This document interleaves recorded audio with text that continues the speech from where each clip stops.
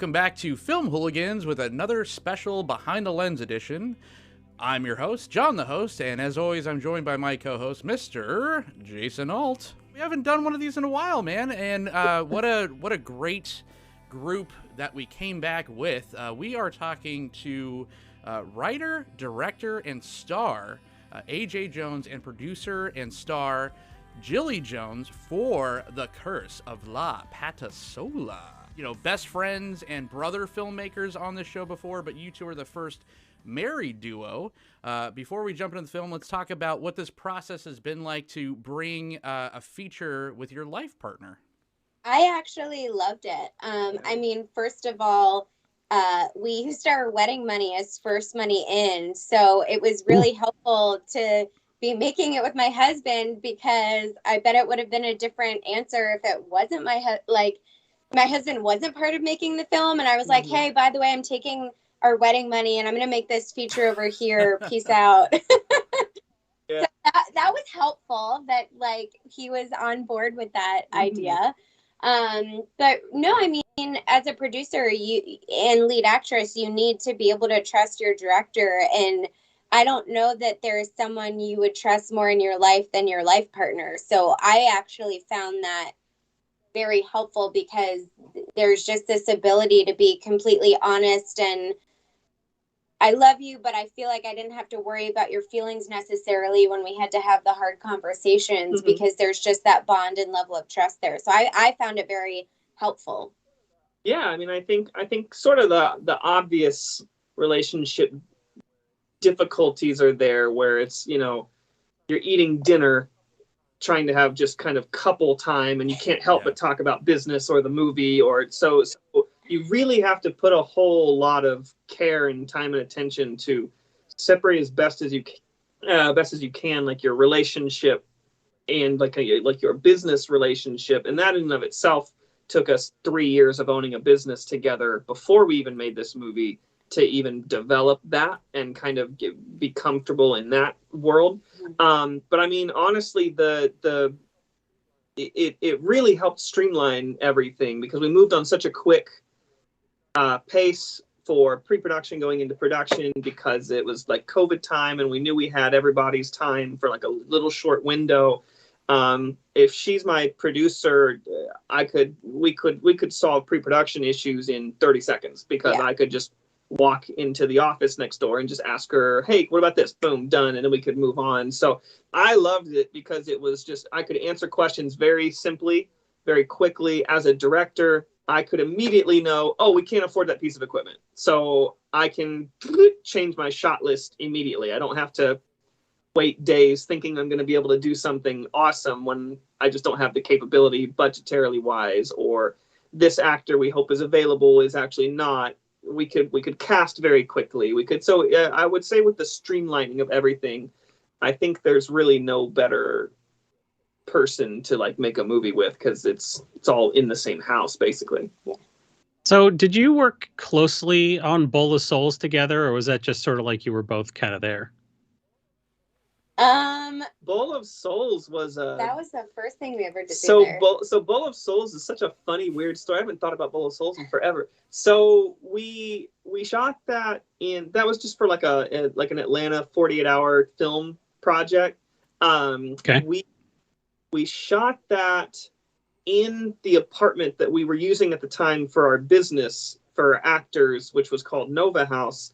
And so Bowl of Souls was a mixture of like our business partner at the time, a bunch of our friends from Nashville. Came down from Nashville to do it with us. So Bowl of Souls was just, honestly, it was kind of really actually, now I think about it, it was really the first thing we ever made together. And I didn't even realize at the time that by organizing everything that I had actually produced a short film. Like, to me, it was like, oh, I want to be in something, so let me get everyone together and organize it so that we can make this film. And then they credited me as the producer, and I was like, oh, that's what a producer does. Okay, that's cool. Yeah, we're like, oh, you made phone calls and got people in places, right? Yeah, and you're a producer. Scheduled it. Like, you're a producer. Okay. Yeah.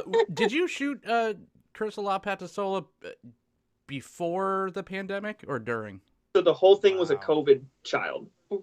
It was our version of a COVID baby. So our business, we closed it March 2020 when everything shut down.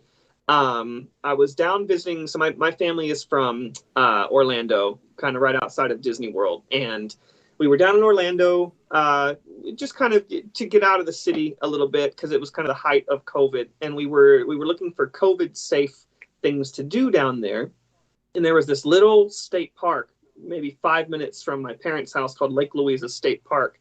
And she and I, we were like, oh, yeah, it's safe out there. Let's go out there and do a little hike or something.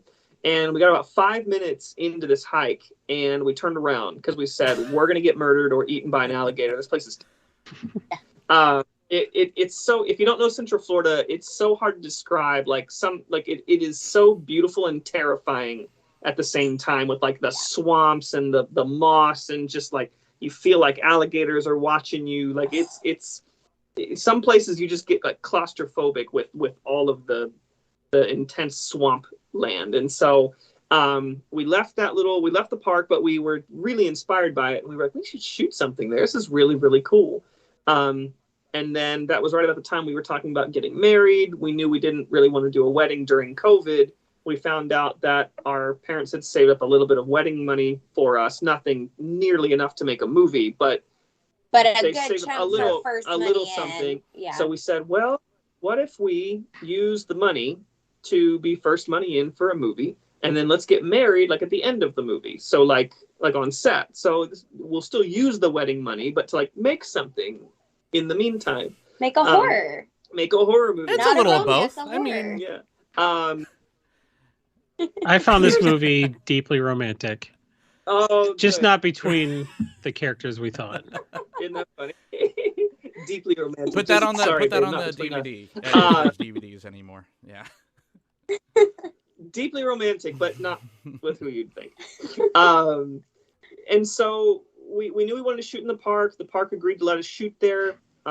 We knew we needed a monster. We were like, this feels like Jurassic Park, so we need a creature. It needs to be something cool. One of my really close friends from Florida, her name is Daniela Gonzalez. She's Colombian, and her family lives on the border, like on the edge of the Amazon rainforest. And I reached out to her, and I said, hey, would you happen to know any monsters that might be kind of cool? And she sent me photos of this book that her family has passed down from generations of all these different Amazonian creatures that they believe in, these different legends and folklore of things that live in the Amazon. And she came on the project with us. She created the story with me. We settled on the Patasola because she was familiar enough of a monster that any horror fan would kind of understand her lore, but she really had never been seen on screen before. So Danielle and I, this was kind of our first chance. We could kind of build her really for the first time, because her legend is all about cheaters, obviously, as you hear in the movie. But every village, family, town, part of the different countries in South America, they all believe a different version of the Patasola. So some people believe she is this just beautiful woman who kind of appears like a ghost in the white dress, whereas other people believe she is this one-hoofed giant dinosaur-sized monster.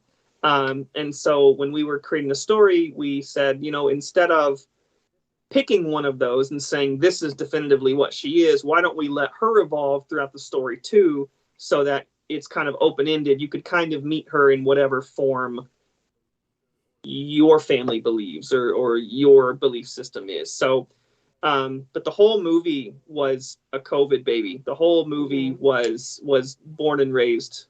Yeah, we shot it in a COVID bubble, like Tyler Perry style, because right when we were trying to figure out the logistics, Tyler Perry announced his concept of the COVID bubble, which was really nice. So it was a great idea. It was proven that it was working.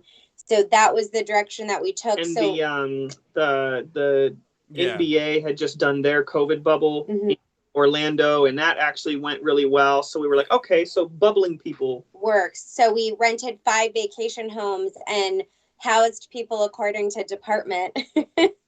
And it actually ended up feeling like film camp. It was cool. a blast. It was like movie camp. Yeah, all the houses were so much better than like a hotel room. I mean, they were all, a full kitchen, hot tub, pool. Nice. They had like game rooms with like a pool table. It was really, really, really cool. And so we never went to movie camp, but we don't know what you're talking about. Well, I mean that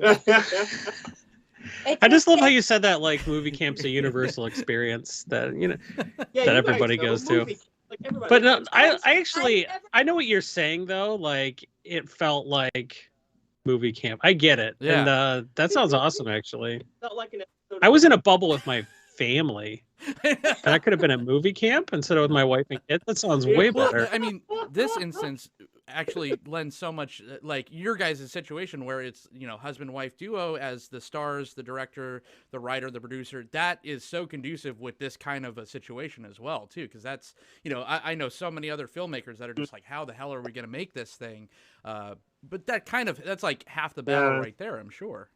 Yeah, and then we made a really smart choice. One of the first people we brought on was our executive producer, Mark Pettit.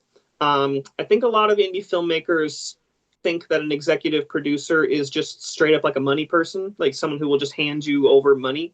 And in reality, an executive producer is someone who connects you to money people, but someone who is kind of able to shepherd the project all the way through like post and distribution and marketing on the back end. So yeah, I would tell any aspiring filmmaker, like, find an executive producer who like owns a marketing firm or who understands marketing and understands sales in some way, because that person alone will get you so much further than someone who's just got a ton of money and you can just make the greatest movie of all time. And so our first money in, so Mark connected us with kind of the investor type people that were willing to give us a chance. And they loved that we put our own money into it, that we were kind of taking the risk on ourselves. And the term skin in the game, we heard that a lot. They loved that we had skin in the game. Working closely together was definitely step one, but we definitely made sure to make the right. We knew we could make a movie. We always wanted to make a movie, and we knew that there's no point in making a movie. Obviously, you can't raise the money to make the movie, but then if you're not thinking about sales, distribution, all of the stuff that the audience that would want to watch eludes a lot of people, the marketing of it, that's kind of, we even started from there on kind of day one. Mm-hmm. Now, would you say Mark is one of the guys that helps you get this on theater screens? Because absolutely, I think that would be tough to get an independent film on theater screens outside of COVID. It just seems like everything would be exponentially harder. Yeah. So Mark is the one who got us our sales agent, Glasshouse, and we said once we shot it and realized how good it actually was, in our opinions, we said to them, we want to see an offer that we'll put it in theaters if possible. Like, we really feel like it was shot in anamorphic. Our DP, Bradley Hayes, did an amazing job. The creature looked really cool. It was kind of like, after you saw what we ended up creating, it felt like the kind of story that needed to be seen in theaters. Mm-hmm. Hearing the music in theaters is completely life-changing. And then the sounds, the creature sounds, the Jurassic Park level type of gallops and roars and stuff that we created with it. I mean, it is big. Yeah. So we told our sales agent that we wanted to see offers that would put it in theaters. And so when we ended up talking with Vertical Entertainment, what sold us on going with them was the fact that they said they would put us in at least 10 theaters. And our minds are blown, because when they finally sent us the list to confirm, there was 20 movie theaters on it. And we're like, like I thought it was just 10. Like, we're in, like, it was, so it's twice as many. It was crazy. It was pretty crazy. I mean, it was, we opened the same weekend as Scream. And so to see like Scream and then us, like our little swampy, my dad spent burgers at 3 a.m. like movie that we shot during the pandemic, to even see it competing in like a real sphere. I mean, that alone was like mind-boggling. So Mark connected us with Glasshouse. Glasshouse shot the trailer. We cut a little a little teaser trailer right after principal photography. That got shopped at the American Film Market in 2020. And then that's kind of where the initial interest from certain buyers came from the movie. And then the Cannes Film Market is where actually Vertical got to see it. Yeah, you've been acting in like big things for like over a decade now. So was this always kind of the end goal? Like you wanted to be more like in the filmmaker role? Because I mean, obviously you star in this as well, but was this something like making a film of your own was something that you always wanted to do? You know, what's funny about that is I was actually a filmmaker even before I was an actor. So in high school, I had a TV production teacher who was very, very cool and could see that he could see that I wasn't going to steal the cameras. So he said, hey, well, just go out and shoot some things and make some things. And so I ended up making like these 4 little short films kind of for the school. Like one was like a rules video for like the new lunchroom rules and stuff. And I loved it. And I was like, oh, filmmaking, maybe I want to do something like this. This is pretty cool. And then I was a baseball player. Primarily as a baseball player. And I went to Lake Sumter Community College, which I think is now Lake Sumter City College. It is a teeny, teeny, tiny school in the middle of a lake in Central Florida. And there was no filmmaking anything. The closest they had was just literally it was called Acting 1. And I said, oh, well, they got to act in movies. So, okay. So that's when I took the little acting class. I got on stage because I was an athlete doing some sword fighting. And that's kind of how I fell into acting. I think I always knew, even when I was like knee deep in like, no, I'm an actor. I'm studying. I'm on stage. I'm in plays. I'm training. I think deep down, I always knew I wanted to do more than just act. I was kind of always writing, not very well, but I was always writing stuff and thought about writing screenplays and stuff like that. And so I think deep down, I kind of always knew I wanted to do all of it or direct and write at least. I think it just took that kind of decade you were talking about. It took that amount of time to develop all of the different skills to even just get to the point to be able to make something like absolutely. This, if that Gillie, makes sense. This is the first film you're credited as like a debut as an actor. You have had other credits, like if you go down the IMDb rabbit hole, you could see, but this is your first starring role. So how is that going from, whatever experience you had before to now kind of like most of the movie is like on your back? Yes, that was terrifying. I will say that I think, so the reason that I ended up going back to acting, I wanted to be on Broadway since I was 7 years old, and I didn't get into college for it. So I decided, I'm just not good. Like, I'm not good enough to do it professionally.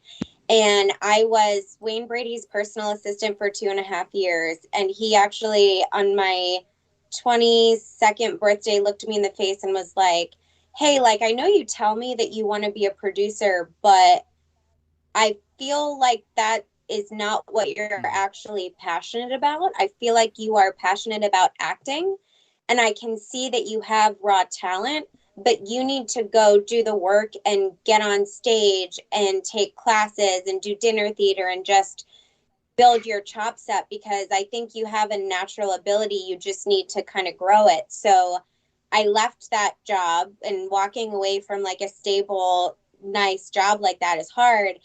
And I ended up working for the second largest dinner theater company in the country, acting. But as a personal assistant, you wear so many hats, and I really developed my admin chops. Mm-hmm. And when I was trying to just do the acting waitress thing, I wasn't happy. And so I ended up, they needed a director for the town I was in. And then I was really good at it and helped their sales numbers. So I ended up overseeing 25 cities, like their entire company. I built an inventory system for them that saved lots of money, improved the shows, trained over 1,000 actors. So, and I kind of realized while I was doing that for 5 years that I love the combination of admin and acting together. And I think I had been producing really for a long time before I realized that I was producing. So I spent 5 years of my life really in the dinner theater world, and I was the lead there. But when you, which is why you see more of like on my resume is more of just like short films or web series, because I was mostly focused on that dinner theater world for a long time.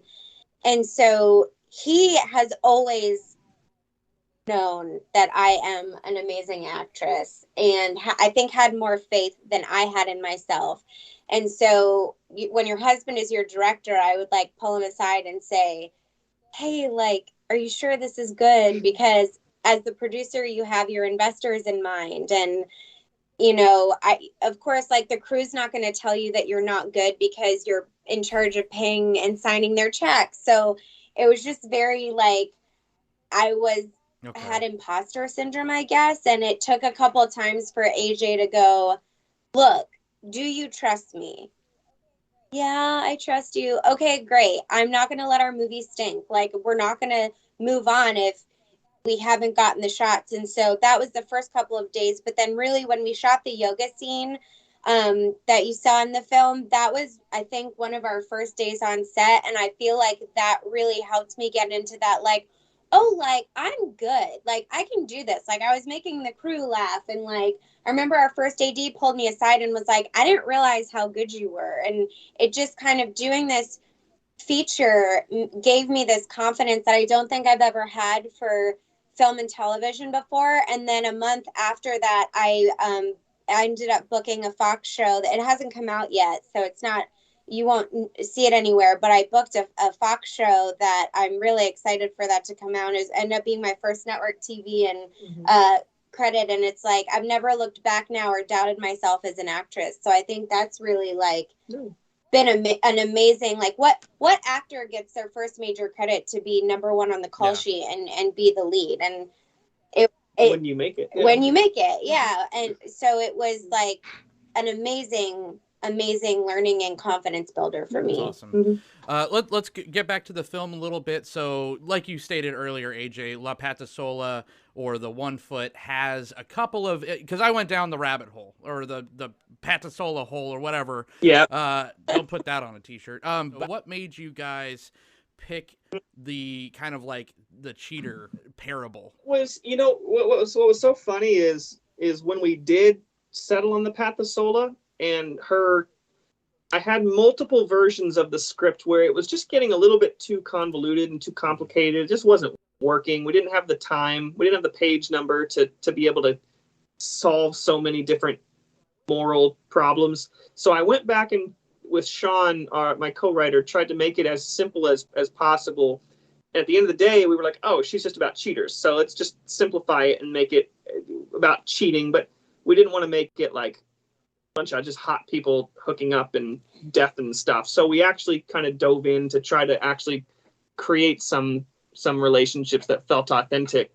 But once we got knee deep into it and there was kind of a point of no return, I had to turn to her one day and I said, hey babe, I don't think there's any way to make this movie unless I cheat on you. The movie that we're using our wedding money to create, I was like, I don't think the story can work any other way unless like I'm the one who cheats on you. I don't think I can make it work another way. And that was a fun day. And I think the best piece of it is that we shot the cheating scene the morning that we got married. Oh, we did. Yeah.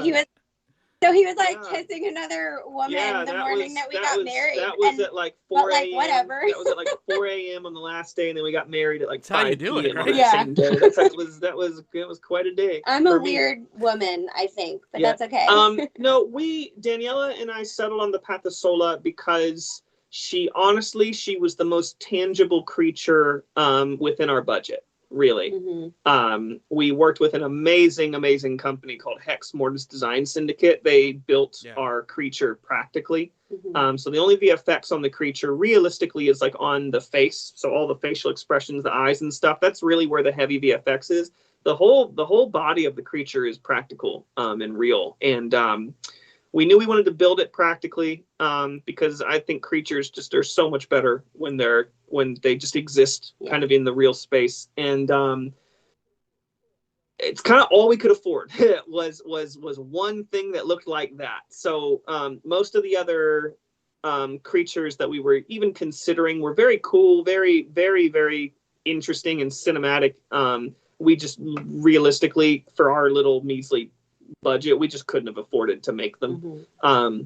So the Patasola, that's kind of the reason why we started. Worst you could do, or in a lesser film, I like to play this a lot, is you would have just put someone in a ski mask or something, you know. So what you accomplished with whatever budget was really impressive. That was like one thing that during the review, Jason and I were just like, you know, in another movie, a similar movie like this, with probably these kind of budget constraints, you're going to see the creature so sparingly, if at all, and then it's going to be like one weird shot and that's it.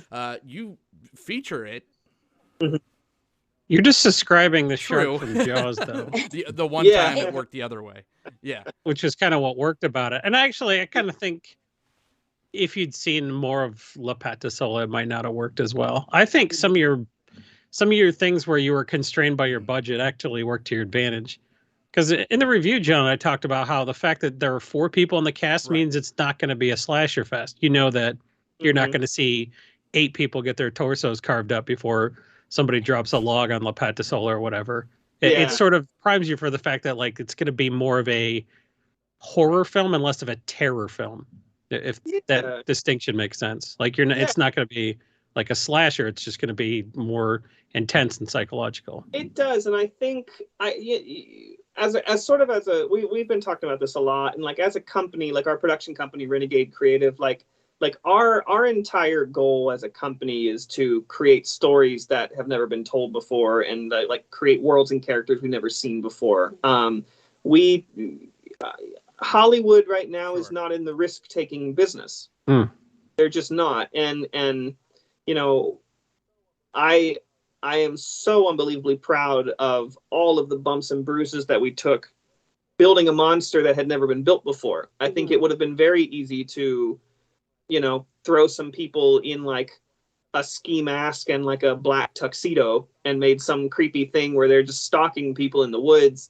And I think we really went for it, especially with the amount of money we had. I think we really went for it. And I think that's something that I always want to carry with me. Just as a director, I always want to make movies now where we just really go for it. And parts of it will work and parts of it won't work. And I think that's okay. I think that's the joy of cinema, is trying to create image. And it's really hard nowadays because everything's digital, everything's on the computer. We've kind of seen everything we feel like we can possibly create. So I think if you dedicate yourself to, okay, we're going to make a monster movie. Let's don't talk about the monster for 84 minutes and then we see 30 seconds of like a blurry out of focus thing. Like let's go for it. Let's kind of pull our pants down a little bit and let's go for it. And so I think that's one of the things we were most proud of is and especially when we had our premiere and we had our cast and crew screening, you know, when she's standing on the road and we hear it, we've already heard the thing, we've seen it in the distance, her final form, whatever. We see her in the distance, and then we've been through all that, and the thing finally kind of erupts out of the woods and chases her, and like our crew guys went nuts because they were just so happy that we didn't shy away from anything. Awesome. We just said, nope, this is a monster now. Here it is.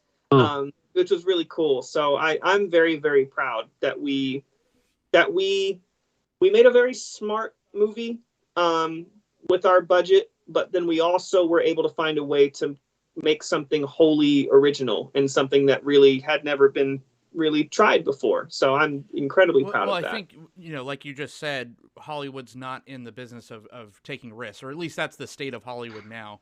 But I think that you gain so much clout when you are able to produce something like this with the restrictions that you have for Hollywood to be like, oh, you know, these are really talented people.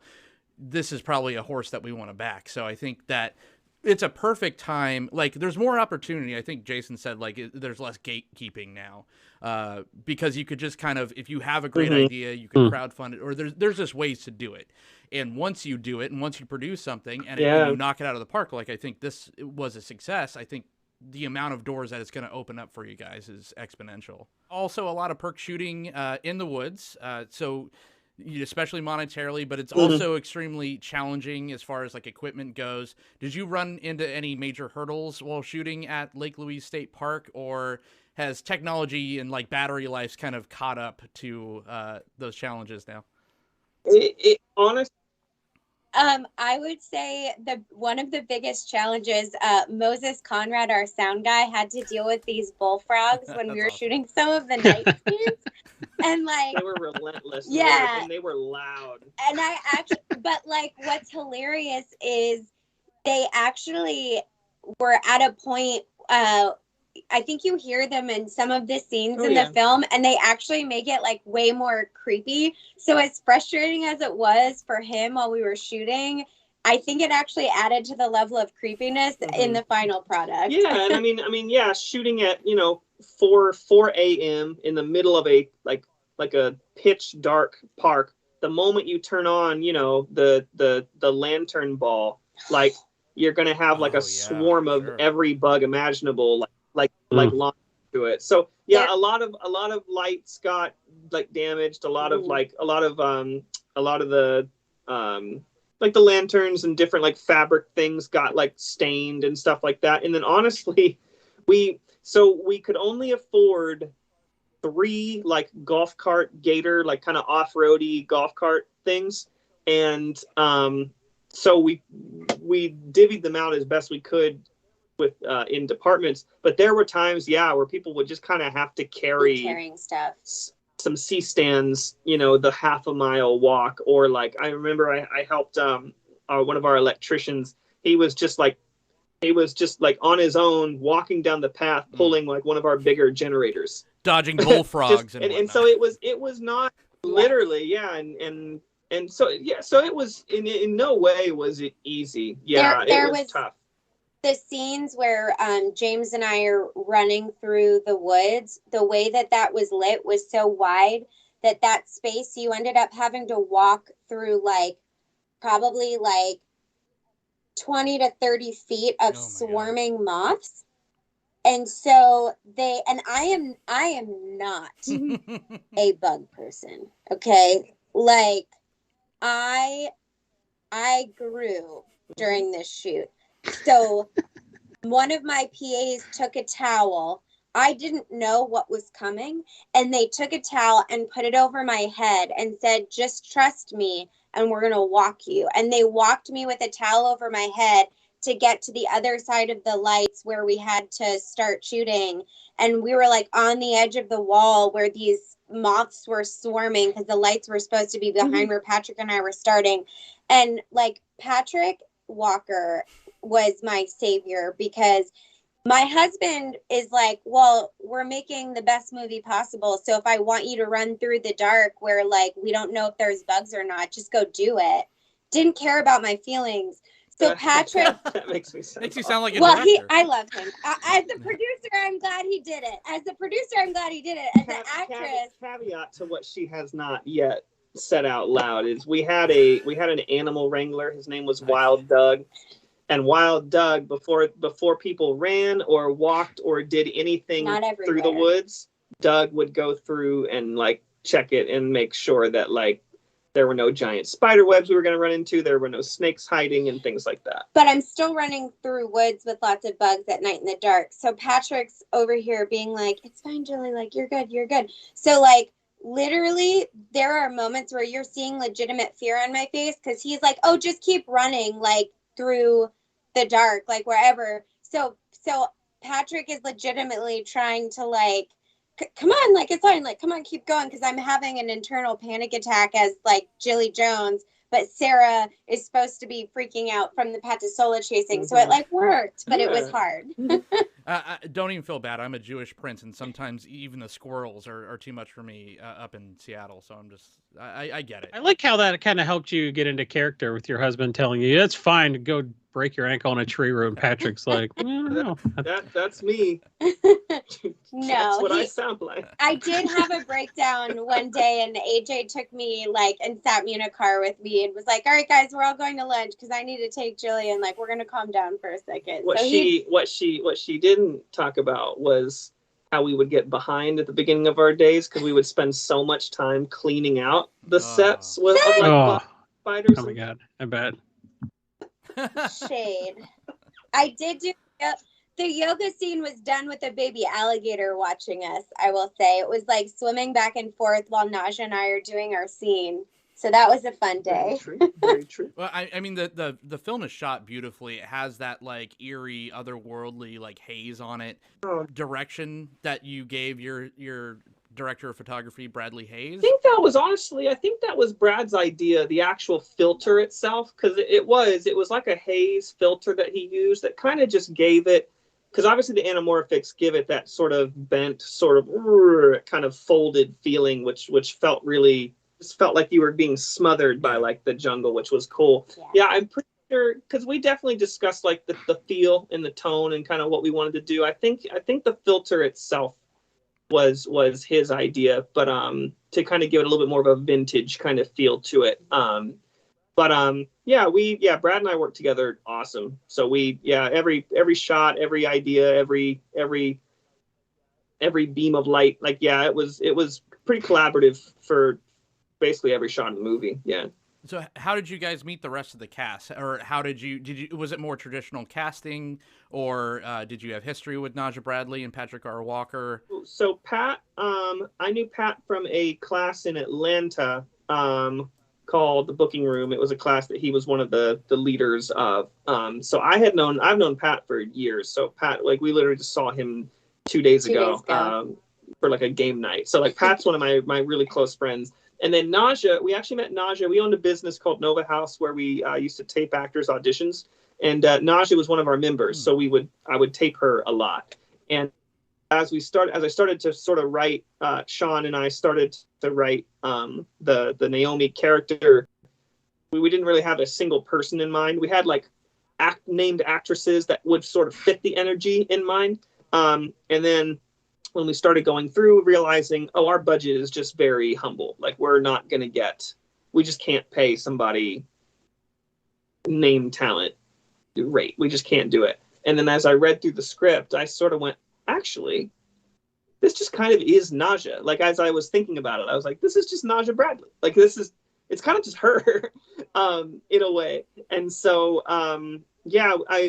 I asked her to put herself on tape for it, and she did that, and it was she just was Naomi. It was amazing. So we knew Naja. We've known Naja for a couple years at that point. Luciana, we cast Luciana as the actual South American version of the Patasola. She's an actress in Los Angeles. She came from our sales from agent, Glass House. Had a Oh, okay. And so she was amazing, and prime COVID took the flight down from LA to come and be with us in the swamp for about a week. So that was really, really cool. And then Jack, the Colombian couple in the very beginning of the movie, the man is Jack Young, our co-producer. And the girl is actually Daniela. That's Daniela, right?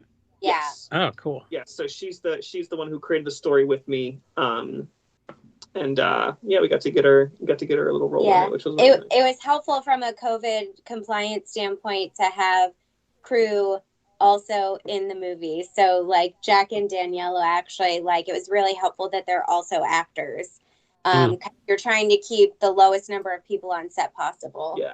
And then obviously Mark, the park ranger, is our executive producer, Mark Pettit.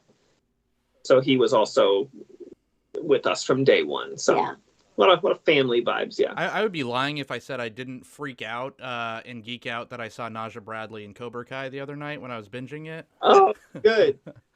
Oh, that's exciting. She's so talented. Yeah, she's great. Like, I firmly believe that she's going to be one of our breakout stars from this film. Like, she's just so talented.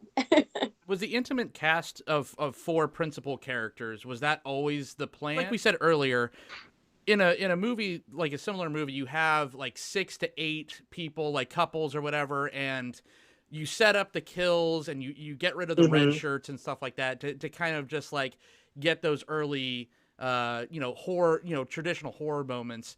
Where Sure. this, I think, was, at least personally, I liked that it was such an intimate cast because you got to spend more time with the characters. All four characters got a little bit of time to breathe and get fleshed out.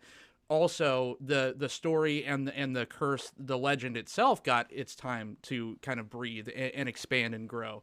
So was that always the plan, to have such an intimate cast? Yeah. So, I mean, it's a COVID thing. Like I almost feel like AJ creating this script was like a 48-hour film festival in and of itself, because it had to take place in the park. SAG was saying, you know, the best way to shoot COVID, you need to have a very small cast. You need to shoot outside if possible. For every character you add, you're having to pay that person now. So I love that it ended up serving the story so well, but having that only 4-person main cast was really a money COVID thing. Yeah, I mean, the movie that's on screen is probably somewhere around draft 12 of the script. Draft 1 had 2 couples. So it kind of, it felt like the size, because we knew we didn't want to just do a slasher where people died. Because also we have to travel people, I mean, everything was a puzzle piece, right? Mm-hmm. Like, okay, well, if we bring them down there, we still have to travel these people down there. We know we're going to need 4 people down there anyway, because we know we want these 2 couples to be the primary. So even if we have 4 other characters, we're still going to have to travel them. We're going to have to house them. We're going to have to test them. We're going to have to. They're another risk to bring in COVID. It just starts becoming thousands and thousands of dollars. So it just made sense and then it did not make sense to just have 2 couples, or 2 people, like 1 couple that we were considering, because we were like, well, if she is about cheaters, you're not going to cheat with a tree. Like, you should, like it kind of, so 2 couples just kind of made the most sense kind of from day one.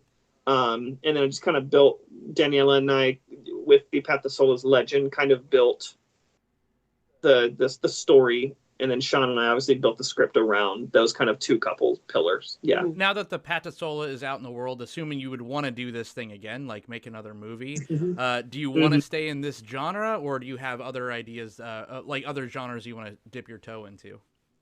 So I've got tons of different genres and ideas of things I'd like to eventually do. I think the next thing that I do want to make is called Buried Blood. It's a mystery thriller horror. So it's very true detective, Southern noir, and then it turns into a complete supernatural thriller as nice. we uncover a cult of like Confederate supremacists who are using devil worship and blood sacrifice to try and raise the Confederate army from the dead. Holy shit! So. It's pretty. So when they say the South will rise again, they're literally trying to raise them from the dead. It's awesome. So yeah, I would put that one in the horror genre. Yeah. I feel like the movies that I always like are more adventurous than they are specific genre. Like I love a movie like The Mummy, which was very funny and fun. Yeah. But then a lot of legitimate horror elements to it. Patasola, I always felt like Patasola was more Jurassic Park than it was like a true jump scare horror movie. I felt like there was a little bit more escapism, adventure to it and thrill than there was just terror. So I can see myself starting to find my themes and kind of my style that I really like. So I kind of feel like this was the perfect first movie to enter into the real world, I guess you could say. And Gillie, are you enjoying the Scream Queen moniker? Is that something that you'd want to do again? Yeah. I am actually developing. So I'm helping with Buried Blood, and then Sean Mathis, who co-wrote Patasola, wrote a thriller that I'm helping him with right now. We're trying to put the budget together and start fundraising on that as well. And then I really want to make. Is that Crazy Intent? No, it's called Unicorn. Oh, okay. Yeah. The script is I read it before I was trying to go to bed. I don't know why one would choose to read like a thriller, and it is women centric too. So it's about 4 women like going to a cabin, and some very disturbing things happen. And I was like, why did I read this before I went to bed? But I remember like texting Sean like the next morning being like, holy shit, like we need to talk. So I am excited about that one. I don't want to give too much away on what the storyline is on that one yet, but out of respect for him, but like I'm excited. I have a very, I think, like, I love Disney and I very much am like a Disney princess, but for some reason I love like really dark content. She has like a really dark sense of humor. Yeah, I don't like, we have this joke in my family when my mom FaceTimes, she wants a visual safety check of AJ because a lot of the stuff that I create, like men get killed or injured in, so she's always worried about him. We just figured out what her style, what her brand is yesterday over dinner. So her brand is like, so imagine like Cinderella is in like a portrait with Prince Charming, only like she's holding like his severed head. Like that's Gillie Jones's brand is like pink and fluffy, but like might eat you. Yeah. So tune in next week when we get a safe check from AJ Jones. Yeah. You got my number, right, buddy? No, that's awesome. That's super rad. That's a good mashup of style. So, I mean, the Curse of La Patasola, it's a really fun and fresh take on the creature feature that has a bit more emotional depth than your average slasher. I would love to thank both AJ Jones and Gillie Jones. Thank you so much for talking about your film. And where can everyone find the film and find yourselves if people want to talk more about La Patasola? Sure. Yeah. So it's when this comes out, we are on, I think, about 14 or 15 like major video on demand streamers. So we're on Amazon Fire Stick, Google Play, Xfinity, Apple iTunes, Voodoo, Google Play. So basically, if you have if you have a Fire Stick or an Apple TV and you search the Curse of La Patasola, like we will appear. We're out.